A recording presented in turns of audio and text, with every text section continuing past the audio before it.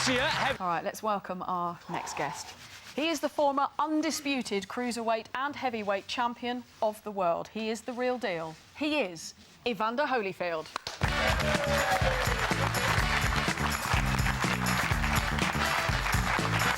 Evander, warm welcome. Have a seat. Have you met Phil? It's David. Very nice. Evander Holyfield, everyone. In the house. OK, Evander, welcome to Soccer AM. What are you doing in the UK? Here for real deal bet. People into bet. Can you explain a little bit of what it entails, what it's about? Well, you're betting, when you're making, if you want to bet on games, it's a bet in. Now, if I was a betting man, I'm not a betting man. I'd like to find out where you think I should put my money on some boxing-related bets. OK, so Tyson Fury v Klitschko, the rematch. Where should my money go on that one? Kind of difficult now because I don't know is Tyson Fury gonna fight again. He said he don't know, but that kind of shaky, so I don't know. Because, I think the second time you can make an adjustment, you can do better. Right. Okay. So, Klitschko been there for 10 years. Tyson Fury upset him. Now, it's up to the individual how they think to what price they're going to pay. How they And react. the bookies have Klitschko as the favourite. Which one of these will become heavyweight champion of the world first? Right, who's my money going on? Anthony Joshua or David Haye? It all depends on who gets the first opportunity. Okay. Because both of the guys are good fighters. I think Joshua, he may be the most talented guy out of England. I'm telling you, he's great. I'm telling you, he's very good. And it's all depending on which guy he fight. And David Haye, he's been there before, and a lot have to do with what opponent he get. Because if he had to fight somebody with long arms, it's going to be difficult for him. OK. And who should I put my money on to be heavyweight champion of the world by the end of the year? Wilder, Fury, Haye, Klitschko or Joshua? I've got this money. I'm going to put a bet on, Evander. I'm going to put a bet on, so come on, you've got to help me out here. Well, the thing is that when it comes to athletes and when it comes to boxers, it's up to the individual himself what kind of price he willing to pay. Like with myself, then nobody think they say I was too nice. But I know I can outwork people. And so, so I can't speak for the individuals. They have to speak for themselves what kind of price they're willing to pay to be the very best. Okay. Joshua is the favourite at the moment. Now, you spoke a little bit about Tyson Fury, saying that he's talking about not boxing anymore. What would your advice to him be? I think my advice would be, man, you don't did something that nobody ever think you could do. You don't want to retire now. You want to show the people it wasn't a one-off. It wasn't a one-off. Yeah. You have to prove it. You have to do it again. Do it again. Then if you don't want to do it no more, then you can step out. But he did a lot of talking. He did? He did a lot of talking. He backed it up. a lot of talking. He backed it up. You got to at least do this one more time. So how highly do you rate him? Well, before is, he did something that nobody did. And Klitschko been there for 10 years. And for him to beat Klitschko, then nobody think he was going to do that.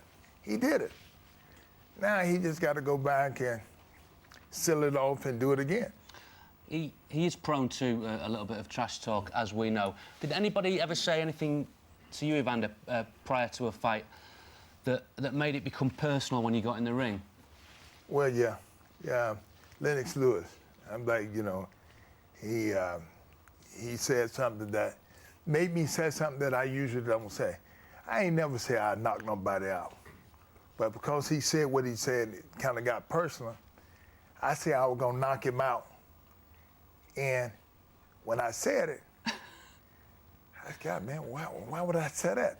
Because I realized that I'm fighting somebody who's just as good as I and bigger. And I told him I'm going to knock him out in the third round. How in the world I'm going to do that? And, you know, it made the fight more difficult for me. And I was so embarrassed by ever saying something like that. Did those words stay with you then, when you actually stepped in the ring for the fight? Did those words stay with you? Oh, I said I was going to knock him out in round 3. When it got to round 3, were you going, oh, I've got to do stuff? Almost quit. When I didn't knock him out that third round, it was like I would have walked out that ring, but my son was right there. My son was right there, and I looking at him, but I ain't want nobody to tell my son, you're going to be just like your dad. The pressure came on, and he walked out the ring. So that's the only reason I finished the match. I was looking at and watching some interviews, and you talked about the difference between having a goal and a fantasy, which I thought was brilliant. And it took you 20 years to achieve your goal to become heavyweight champion of the world. Did that feeling live up to the expectation of how you felt it would be? When I became heavyweight champion of the world, it did, and it was because I beat Buster Douglas, and it wasn't Tyson. And what people, when I became heavyweight champion of the world, they say, you ain't really real champion. But people, when I became heavyweight champion of the world, they say, you ain't really real champion. You ain't beat Tyson. And it was so disappointing, right? Because the fact of the matter is, you know, because I was letting somebody else dictate what my thinking was. But when I beat Mike Tyson, it was all that, just like it's supposed to be. It was all there. I love it. More questions later. Thank you so much for coming to see Evander Holyfield. Thank you. Evander, you've been in a whole bunch of films. I think you've done 6 movies. Do you enjoy it? Do you like acting? Well, it's good. It's fun. You know, it's a lot of work, but hurry up and wait. But I'm patient enough for it. Up for any more? Yes.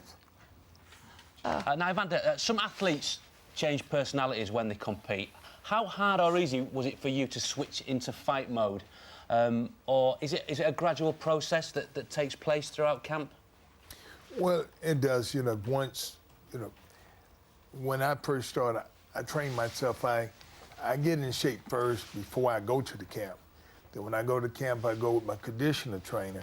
Then he get me in shape enough to do what coaches tell me to do, because you have to have these different stages, because when you get older, you can't do it all like you used to do it when you were younger. And so you have to change it a bit, because your body just can't do it.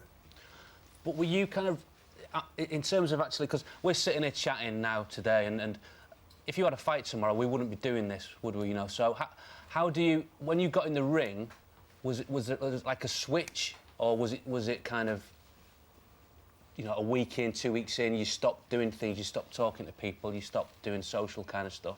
Well, you know, you get distracted. You know, the older you get, you start thinking even more, and it's kind of kill your confidence sometimes. So, you know, people who would probably say the wrong thing, start talking about luck and start talking about all these different things. You got to put yourself in a position where you don't get distracted from certain things, because you get, like with me, you know, I like to hear music, and I need to hear something positive telling me I can do it. Because in your mind, you have you have one side of you saying, think of all negative. You got one side positive. You want to be on that positive side, because it takes faith to be successful. When you're standing there, before that first bell rings, you look across, whoever it may be, you know, Riddick Bowe, Mike Tyson, is there any fear? Well, see, it may feel like fear, because, you know, fear is not a feeling, it's what you do. If you don't do what you're supposed to do, that was fear. It stopped you from doing what you're supposed to do. And so, you know, so when I'm explaining things to people, I say, now, fear, if you don't go out there and do what you're supposed to do, you forget, because fear will stop you from, you forget what you're supposed to do, and you're looking at it with your eyes open wide and you getting hit. So in the art of the game of boxing, when you get in that position, you got to hit that guy gonna hit you. And so there's no fear if you go out and do what you're supposed to do. So did you ever go into a fight? Because all the boxers that we've had on the show, we've had a lot of boxers on the show, they always have very positive thinking. I'm going to win, I'm going to win. So what if you lose? Not even in their thoughts. I know a lot of that is just the outside talk.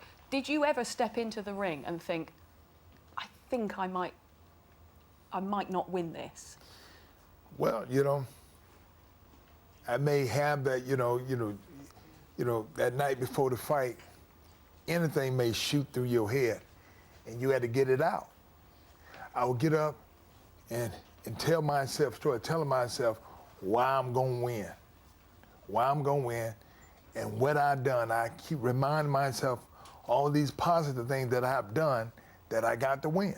And, and this is, so even when you get into the fight is about, you got to fight the whole time. And the point is, if you make it to the end, your chance of winning is great. If you don't make it in, you're done. So the whole big thing is that make it to the end, then you get a chance to, just like everybody, see what the decision's gonna be. But you got to make it to the end. And you did. 5 times heavyweight champion in the world, Evander Holyfield. Plenty of fun. Very much. Now, Will you be watching that, Sonny? Will you be watching? NFL, yeah. You be watching? I quite like it. Oh, it's going to be great. It's going to be great. Evander, you played football as a kid. Was it your dream to play in the Super Bowl? Well, it was, but looked like it's going to be my son now. Right, yeah, because he plays, yeah? Yes. What position does he play? He played running back. And what position did you play? I played running back and linebacker. Okay. And you basically gave that up when you started boxing? Well, no, I started boxing at the age of 8. So what happened, the coaches put me on the bench. Come on.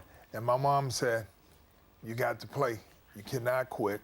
When the season's over, then you don't have to play. And, of course, they played me in the last game, and they seen how good a player I was. Then the coach said, I didn't know you played that good. And, I just started crying because, I'm like, he told me he didn't know I was good, and he didn't give me a chance. And so my mother said, son, if you want to do what you want to do, then boxing is your sport. But the coaches make the decision of who the better player is. So I stuck with boxing. Okay. Good decision. Worked out. Yeah, I think it's worked out all right, isn't it? Here's a question. Would you swap one of your belts for a championship ring, Super Bowl ring, with your team, the Atlanta Falcons? No. No. Absolutely. It's the right answer, I think. Yeah. This is our favourite NFL clip. This is the greatest, I really want to swear, but I'm not going to swear, ever caught on camera. This is brilliant. Could we... Stay these mother... Could we... Stay these mother...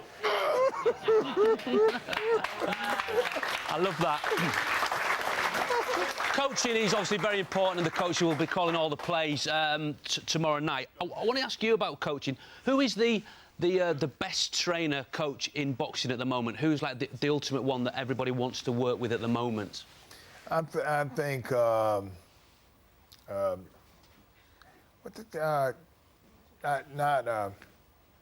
Pacquiao trainer. Freddie Roach. Freddie Roach. Yeah. Freddie Roach. He's that guy that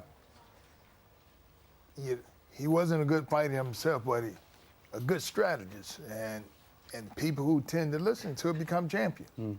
Who was the best that you worked with?